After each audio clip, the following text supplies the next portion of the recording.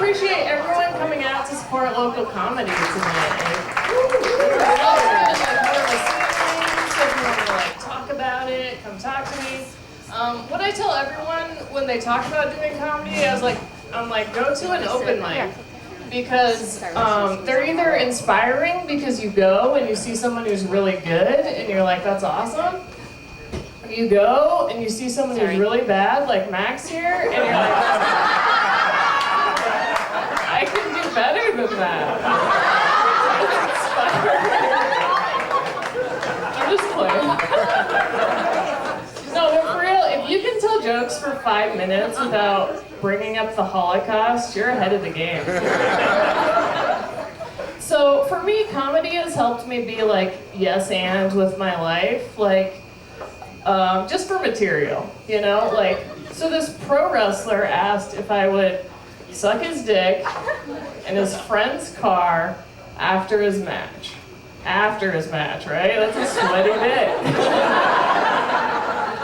You know, when sometimes you're eating like unsalted nuts, and you're like, maybe I don't even like nuts, maybe I just like salt.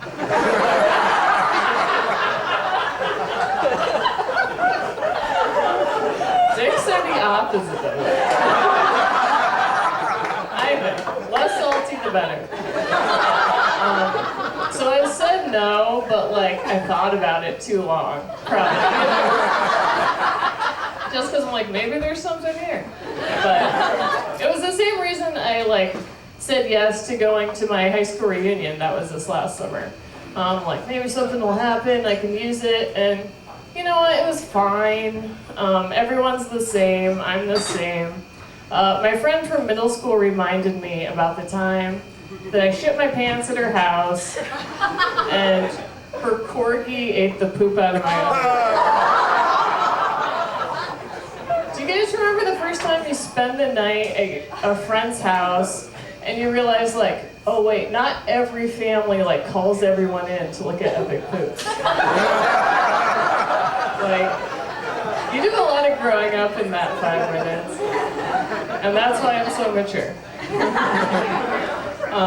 But for real, it sucks because I feel like my regular healthy bowel movements are the hottest thing about me. But how do you let people know? You know?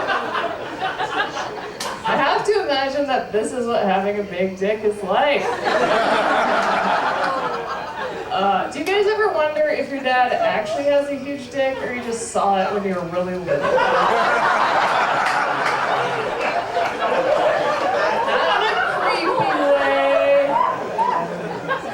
To know. I don't want to know. My dad's here tonight.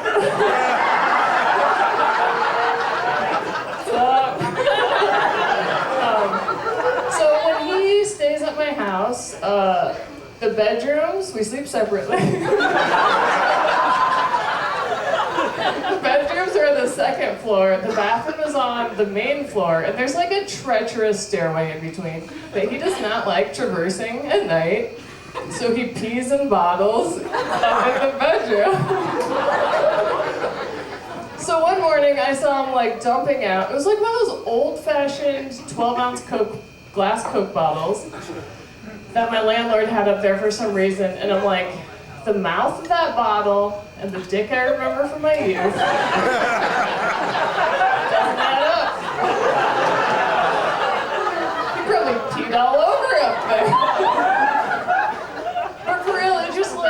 It just starts to balance out like all the shit I put him through when I was younger. Like, so when I was middle school, like Jinkos were popular. Do you guys know? It's like big pants. Is Dan Kemp here? He could be like Exhibit A. Ames reference. Sorry guys. But anyway, big pants, right? So I would sneak my dad's pants and wear them to school. And one time he caught me. As I was leaving, he's like, hey, those are my pants. And I yelled, suck my ass.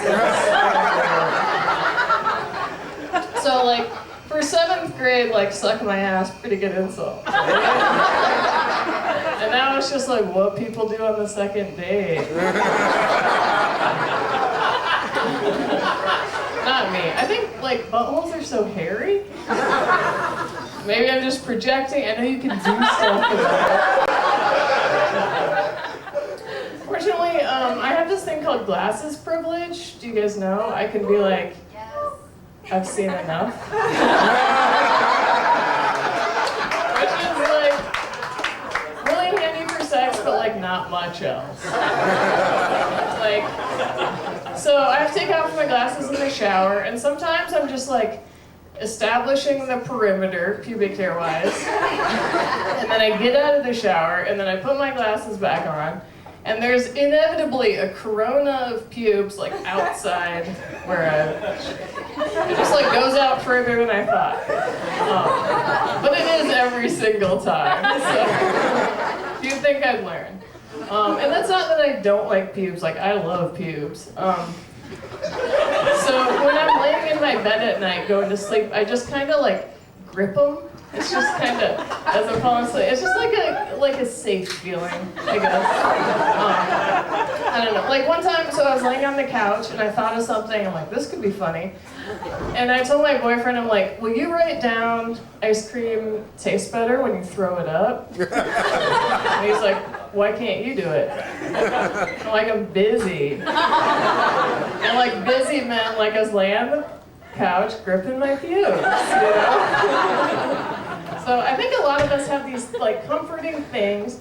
We might not even like realize we're doing them. Like sometimes I'll be like in a bad mood and I'll be like, wait a minute, have I eaten peanut butter today? And that's it. Like I just haven't eaten peanut butter.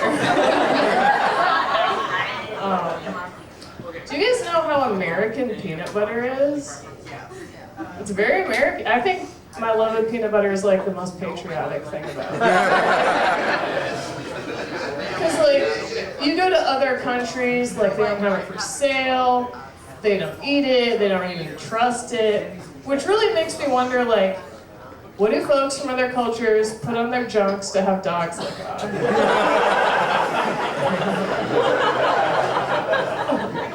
So, like, as you know, if you were my friend from middle school's corgi, it could be your own shit. But for real, like, going home for my high school reunion, it did, like, shake loose a lot of memories. So, I'm from the Iowa Great Lakes part of Iowa, so, like, Spirit Lake, Okoboji, up north, and it's 3 hours away from Minneapolis. And my parents had a rule growing up that I could go to punk shows in Minneapolis as long as I made it home in time for school the next day. So I would do that a lot. And do you guys know the phenomenon where it's like two hot parents have an ugly kid? That was my friend Evan, and he would drive all the time. And his parents were divorced because like physical attractiveness and wealth are handicaps that make you think you deserve more than you do, and you're like perpetually dissatisfied. Or it could have been anything else, you know? So they were divorced, and one of them lived in Spirit Lake, and one of them lived in Minneapolis, and so sometimes we'd have to give his stepbrother a ride. And how old's his stepbrother? Like 8? You know, something like that. And Evan and my other friends would put Benadryl in a McDonald's shake and give it to him so he would pass out for the entire ride so they could smoke cigarettes on the drive and not get in trouble. Isn't that wild? This was not me. I hated cigarettes. Like, I would be in the pit at the show having an asthma attack because everyone was smoking inside, you know? I still hate cigarettes. Fuck cigarettes. Fuck you if you smoke them inside. I said it. You know when you ask someone if they smoke and they're like, smoke what? You're like, hey everybody, this guy does drugs. Do you all wonder if anyone goes into selling weed just because they like small talk? You have to wonder, right? And it's not like weed is like a chatty drug. If it was meth, I'd be like, yeah, it makes sense. So one time I was giving my friend a ride to the bus station in Kansas City on Christmas Day, Not relevant, just painting a picture. And there was a guy there, and he asked if we want some meth, and we're like, no thank you. He's like, it's good meth. So, you know when you like see a culture or a subculture from the outside, and you're like, it's this one thing. But when you're inside, it's like all these variations of a thing, or there's like gradations. Like, if you like metal music, there's like black metal, speed metal, thrash metal, hair metal, folk metal. So with meth, I guess there's good meth. That was a sick meth burn, which is almost always a really bad thing. Not that I know firsthand, but when I dropped out of Iowa State for a little while and moved back to the Lakes area, my neighbor cooked meth, and he was classic. He had like cameras in the trees. He would call, leaving like weird rambling messages on my answering machine. I would have to give his deadbeat friends rides because like they're in the license or vehicle or whatever. I guess he wasn't just my neighbor, he was my friend. But I had known him from before because he was the manager at the first job I'd had. Not kind of my dad's farm. But, so my first job in high school, I worked at a go-kart track, mini golf arcade. Like, it ruled. As far as first jobs goes, like, after hours, we'd take the go-karts off track, chase each other, shoot bottle rockets at each other, take the dry ice from the ice cream delivery, put it in the bumper boat pool, go swimming. And that's where I found out ice cream tastes better when you throw it up. Or just like eat so much ice cream, puke. And honestly, I do think it ruined me for having like a real job. Which is fine. Like to this day, I just have like part-time jobs I've cobbled together. And you know, like I work with a lot of cool people. It's like I would want to be friends with them anyway. And I know some folks have like issues like they're sexually harassed at work. And that hasn't happened. I have looked my coworker in the eyes as if I knew him, had a full conversation, only to later find out I'd been talking to his twin brother. So I have been violated in that way.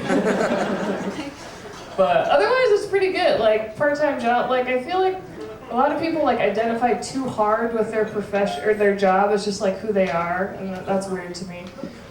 Or like folks spend a lot of time telling you who they are, and it's like you could just be who you are and show me, you know. And I think personalized license plates are like the epitome of that, you know. But they're also like high stakes. Like you have 7 characters to tell the world who you are, you know. So one time I was at the gym. I don't need to tell you, you know, I work out. And I saw there's a huge truck and it had Hog Boy, 2 eyes as the license plate. And then the mind wanders, you know, so I'm like, all right, maybe this guy, he's like in ag, obviously, like, maybe he's got like a confinement, he's like really proud of like ruining our water system, giving people high blood pressure, so he's like, maybe I'll have like Pigman as my license plate. That's legit. Pigman's taken. It is Iowa, after all. And I was like, well, what about Hogman? Same thing, basically. Hogman, also taken. Well, he's like, you know what? I'm just 36. I could be Hog Boy. And his wife's like, no, I married a hog man, not a hog boy. And it shoots her off. He's like, I'm doing this for me. Like, you know what? Hog boy also taken. So now he's got a choice to make. He's going down this road. He's gonna keep it up. He's gonna get a little gay with it. Hog boy with an eye. His parents stopped talking to him like, no, but at what cost? Hog boy with an eye also taken. He's gonna double down. You know what? He's hog boy. 2 eyes. And he found like a nice little apartment, you know. His kids hate to visit because they have to sleep on an air mattress. And yeah, he goes to the gym, but he's just sucking dick in the locker room to make up for gay lost time. You know? So I just think, personalized license plate, that's high stakes, you know?